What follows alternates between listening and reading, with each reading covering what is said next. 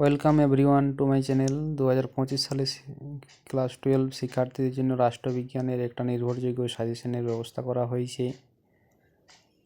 এখানে most important কোয়েশ্চানগুলো আলোচনা করা হবে। সবাই মন দিয়ে শুনবে এবং খাতায় লিখবে। এখানে 40 নম্বরের কোয়েশ্চান থাকবে। টোটাল 5টি কোয়েশ্চান থাকে, প্রত্যেকটির মান 8। 1 নম্বর, ক্ষমতা কাকে বলে? ক্ষমতার মূল উপাদানগুলি সংক্ষেপে লেখো। মানে এই কোয়েশ্চানটা খুব ইম্পর্ট্যান্ট, এটা এবারে আসতে চলেছে। 2 নম্বর, জাতীয় স্বার্থ কাকে বলে? জাতীয় স্বার্থ রক্ষার বিভিন্ন উপায়গুলি লেখো। অ্যানাদার মোস্ট ইম্পর্ট্যান্ট কোয়েশ্চান, এই দুটোর মধ্যে একটা করতে হবে, মানে দুটিই কোয়েশ্চান দেখতে পাবে বাট করতে হবে একটা, ঠিক আছে?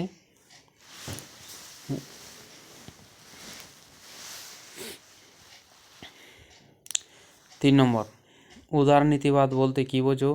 উদারনীতিবাদের মূল বৈশিষ্ট্যগুলি আলোচনা করো। প্রচণ্ড ইম্পর্ট্যান্ট।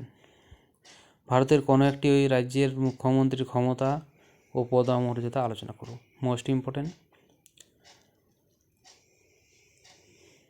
ভারতের রাষ্ট্রপতির ক্ষমতা ও কার্যাবলী আলোচনা করো, ইম্পর্ট্যান্ট। এই দুটাই কোয়েশ্চান থাকবে বাট করতে হবে একটা, মানে এখানেও অথবা থাকবে। ভারতের সুপ্রিম কোর্টের গঠন ও কার্যাবলী আলোচনা করো, মোস্ট ইম্পর্ট্যান্ট। ভারতের পার্লামেন্টের গঠন ও কার্যাবলী আলোচনা করো, এটাও মোস্ট ইম্পর্ট্যান্ট। ভারতের লোক আদালতের গঠন ও কার্যাবলী সংক্ষেপে আলোচনা করো, মোস্ট ইম্পর্ট্যান্ট। তাহলে এই 8টি কোয়েশ্চান কিন্তু খুব ইম্পর্ট্যান্ট। এই 8টি কোয়েশ্চান সবাইকে কিন্তু খাতায় লিখে ভালোভাবে রেডি করে পরীক্ষায় যেতে হবে, ঠিক আছে? ওকে। অতিরিক্ত প্রশ্নাবলী কিছু দেওয়া রয়েছে, যদি পারো করে নেবে।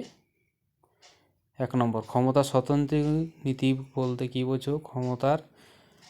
কঠোর ক্ষমতার স্বতন্ত্র নীতি সম্ভব নয়, কাম্য নয়, এই সম্পর্কে একটা মন্তব্য করো। এই কোয়েশ্চানটা আবার ঘুরিয়ে বলে পক্ষে বা বিপক্ষে যুক্তি দাও। 2 নম্বর, একক্ষ আইনসভার পক্ষে এবং বিপক্ষে যুক্তি দাও, এগুলো করে রাখতে পারো। 3 নম্বর, অর্থবিল কি? ভারতের সংসদে অর্থবিল পাশের পদ্ধতি আলোচনা করো, অবশ্যই এগুলোর থেকে ইম্পর্টেন্ট। লোকসভার স্পিকারের ক্ষমতা ও কার্যাবলী, এই দুটি 3, 4 এগুলো খুব ইম্পর্টেন্ট। ভারতের ক্রেতা সুরক্ষা আদালতের উপর টিকা লেখো। আন্তর্জাতিক সম্পর্ক আন্তর্জাতিক রাজনীতির মধ্যে পার্থক্য লেখো। আর বিশ্বায়ন কাকে বলে? এর প্রভাব বা ফলাফল আলোচনা করো।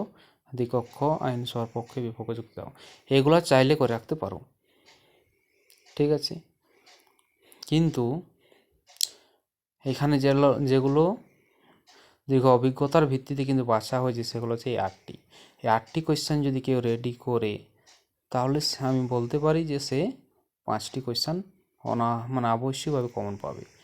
তার মধ্যে 5টি আবার নতুন, 5টি খুব গুরুত্বপূর্ণ, যেমন হচ্ছে এই যে দাগ দেওয়াগুলো ভালো করে করবে, এগুলো কিন্তু পরীক্ষায় আসতে চলেছে। মানে এই 5টি যদি করে, কারো যদি 8টি করতেও অসুবিধা হয়, এই 5টি ভালো করে করো, তুমি নিঃসন্দেহে 5টি। ভিডিওটিতে উপকৃত হয়ে থাকলে লাইক, কমেন্ট এবং শেয়ার করবেন, এবং নতুন ভিডিও পাওয়ার জন্য চ্যানেলটিকে সাবস্ক্রাইব করে রাখবেন। Thank you for watching.